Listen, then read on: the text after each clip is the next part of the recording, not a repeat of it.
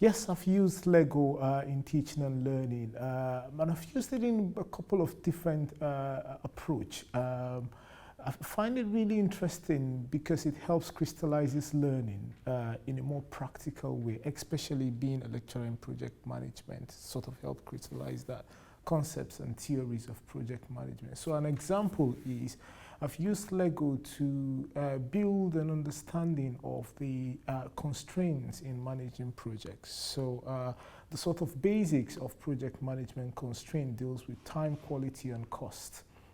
And I've given students Lego and I've given them a project and asked them to then develop the project whilst in class, whilst also putting in the concept of time and constraint as a learning objective.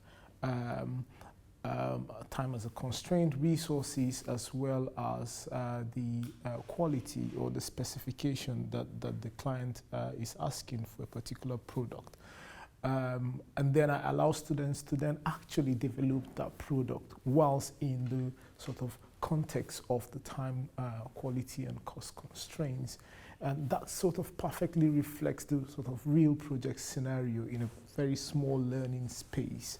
I think Lego bridges the gap between theory and practice in a space where there is very little one can achieve while teaching and enhancing that, ensuring that practice happens.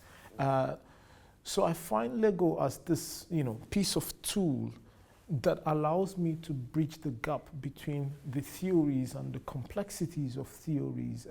And frankly, most times you get students that kind of can't put their head around the theory because it looks a little abstract. But then when you translate it into a practice and you actually fold your sleeves and do it in class, then all of a sudden students are then able to relate to that theory because they find themselves applying the theory in practice. I've seen students really giving positive feedback about the fact that they can put into practice some of the things that they might not really understand, from a theoretical perspective. And in a way of measuring satisfaction, I have seen a lot of positive comments from the module evaluation questions that students come back with to say, we really enjoy the Lego sessions. And so yes, there's a lot of satisfaction, there's a lot of engagement. And really, if you come to any of my Lego class, it is a playful environment with a lot of learning happening. And it's just joyous to see that happens. No, I can't think of any way it doesn't work, to be honest. And perhaps I'm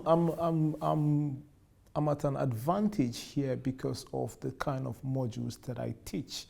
It is mostly applied in the nature of the concepts and the ideas that I teach in my class.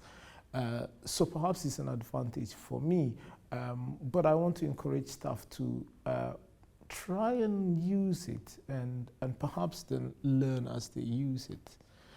I have learned how students can be creative when given a tool to kind of put learning into practice.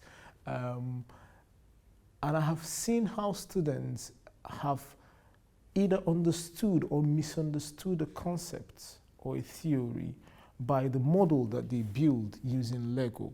And that then gives me an opportunity to put them back on track or encourage them to, to keep doing the right thing through the practice. I think the key advice is for academic to jump on the opportunity of the flexibility and the adaptability of Lego to learning. Certainly I've used it in project management, sort of learning and teaching. I've used it in sort of product development and innovation learning and teaching.